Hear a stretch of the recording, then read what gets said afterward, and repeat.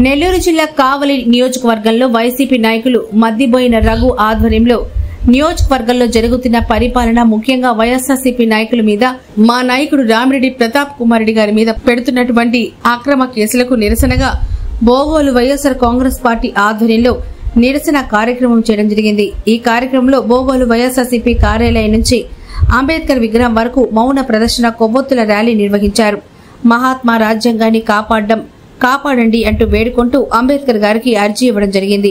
ఈ కార్యక్రమంలో జెడ్పీటీసీ సభ్యురాలు మద్దిబోయిన కీర్తన, మండల ఉపాధ్యక్షురాలు పద్మావతి, గంగపట్ల సనమ్మ, మేకల శ్రీనివాసులు, కళ్యాణ్ కుమార్ సీనియర్ నాయకులు పాల్గొన్నారు। నమస్కారం।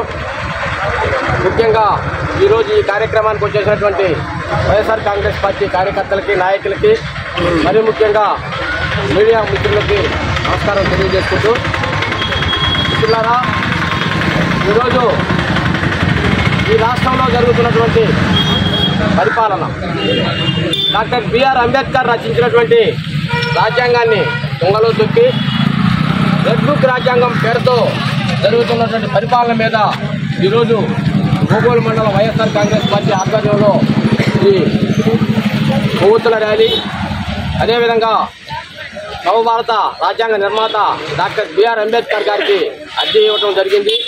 ఆ అర్జీలో ముఖ్య సారాంశం ఏంటంటే, నాయన భారతదేశ పౌరుల కోసం కొన్ని చట్టాలు తయారు చేసి వారి హక్కులను కాపాడే క్రమంలో భాగంగా మీరు ఎంతో కష్టపడి తయారు చేసినటువంటి రాజ్యాంగం ఈరోజు అబాసు పాలైంది।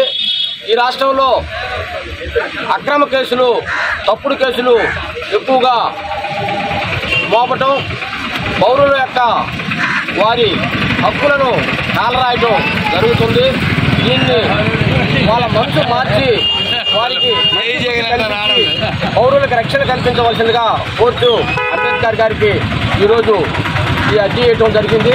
ముఖ్య ఉద్దేశం ఏంటంటే, కావలి నియోజకవర్గంలో మా మాజీ శాసనసభ్యులు రామిరెడ్డి ప్రతాప్ కుమార్ రెడ్డి గారు, అదేవిధంగా వైఎస్ఆర్ కాంగ్రెస్ పార్టీ నాయకులు, కార్యకర్తల మీద కావలి నియోజకవర్గంలో జరుగుతున్నటువంటి అక్రమ కేసులను దృష్టిలో పెట్టుకుని ఈ కార్యక్రమం చేపట్టడం జరిగింది। ఇది మంచి పద్ధతి కాదు। ఈ సందర్భంగా మేము అధికారులు కూడా కోరుతున్నాం, మీరు చేసే పనులు ఏవైతే ఉన్నాయో, ఏ విధంగా అయితే అక్రమ కేసులు పెడుతున్నారో, ఏ విధంగా అయితే తప్పుడు కేసులు మోపుతున్నారో, ఒక్కసారి ఇంటికి వెళ్ళిన తర్వాత అన్నం తిని కొనుక్కోబోయేటప్పుడు ఈరోజు మనం ఏం చేసాం, దాంట్లో ఎంత నిజాయితీ ఉంది అని మీ మనస్సాక్షికి ఒకసారి చెప్పుకోండి।